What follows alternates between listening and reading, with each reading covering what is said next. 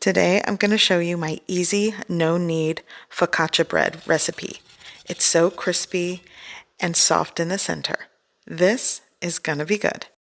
Okay, so I'm going to start with the dough, and I'm working with 2.5 cups of all-purpose flour. If you have bread flour, that works great, but a lot of us have all-purpose flour, so I'm going with that.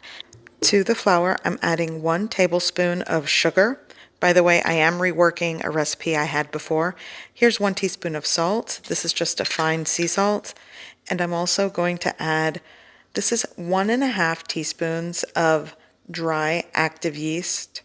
And I just had a package that was already used, so I went with the rest of it, but it's 1.5 teaspoons. So I'm sort of going to bury the salt and sugar, mix that on one side, and then mix the yeast on the other. I really don't want it to come in contact with the salt just yet.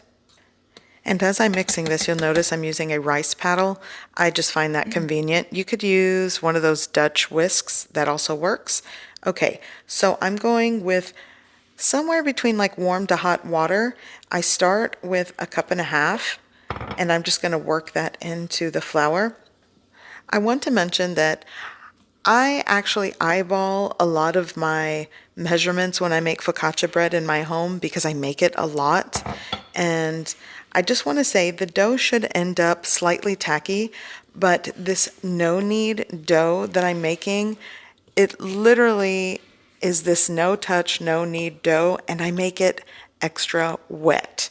And the reason why I do this, some of you might disagree, is because you really don't have to touch it. Other than me mixing it with this rice paddle, the method that I'm using today is a very easy no-knead focaccia bread. Okay, so this is almost mixed, and like I said, you notice how it's kind of extra wet and kind of gloopy? That's what I'm looking for. I used 1 3/4 cups of warm water. So a backstory to this dough. I actually was making my original focaccia bread recipe and I added too much water to the flour because I was eyeballing, and when I noticed it was really wet, did I start again? Nope. I just went with it and it totally worked. Okay, so that's mixed, and now in a larger bowl, I am going to add like 1.5 tablespoons of this infused olive oil. This is rosemary olive oil. Regular works. Sometimes I use garlic infused. I just want to coat the inside of this large bowl. And now I'm just going to scrape out and add the dough into the oiled bowl. And like I said, a lot of you that make focaccia and use different methods, this dough probably looks like a hot mess, but I promise you it totally works as a no-knead, no-touch focaccia bread recipe.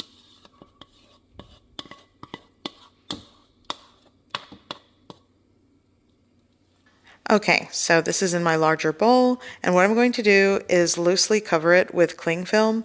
You could use a tea cloth or a tea towel, but this is an extra sticky dough, so I'm just going to go with the cling film to be safe. So once you loosely cover this with cling film, you'll want to proof this until it's double in size, and the proof time varies from kitchen to kitchen.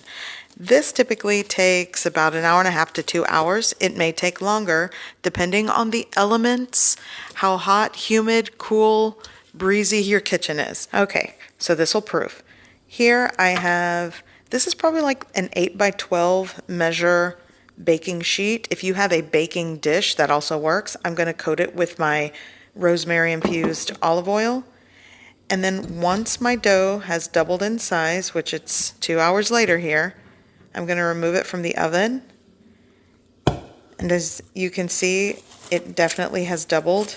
I'm going to remove this cling film, and it smells so good. If you do a 24-hour cold proof, that adds extra flavor to your dough, by the way.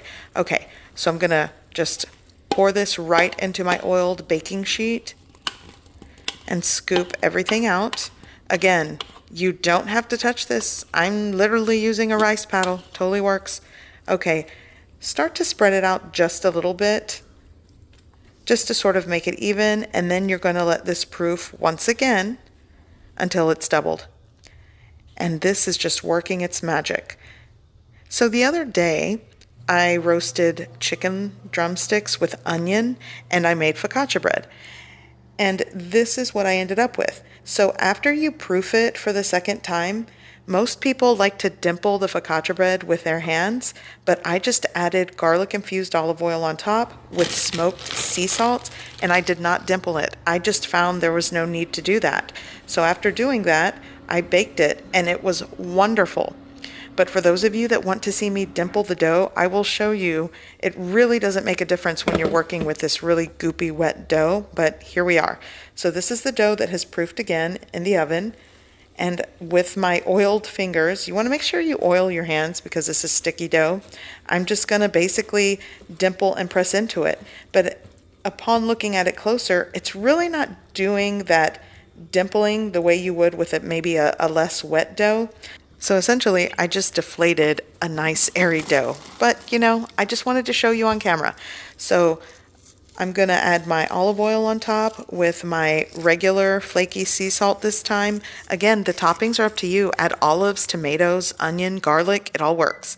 So this time I'm going to bake it at 425 or 425 degrees Fahrenheit. And once it's preheated, I'm going to pop it right into the oven and bake for about 25 minutes. I typically in my oven like to bake at 475 degrees Fahrenheit for 15 to 20, but I opted to test it for the 425.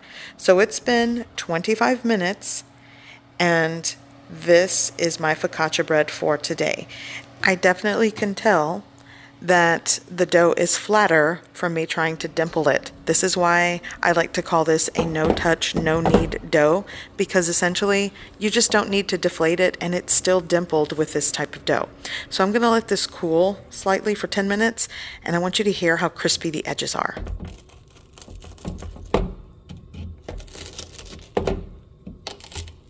So let me show you that first focaccia bread that I didn't even dimple, how fluffy and airy it came out, and it's crispy on the edges and the exterior. I really love this bread and it's so versatile. But once I give this a slice, this is what you end up with when you do not dimple it. And it's a lovely focaccia bread, crispy on the exterior, so good. So this is the one I baked today, very crispy and golden brown on the top and on the edges. But as you can tell, it is a lot flatter because when I dimpled it, I just removed a lot of the airiness, but still good. And like I said, top it how you like. It's so versatile. So I hope you give this recipe a try. I hope you like it, and thanks for watching.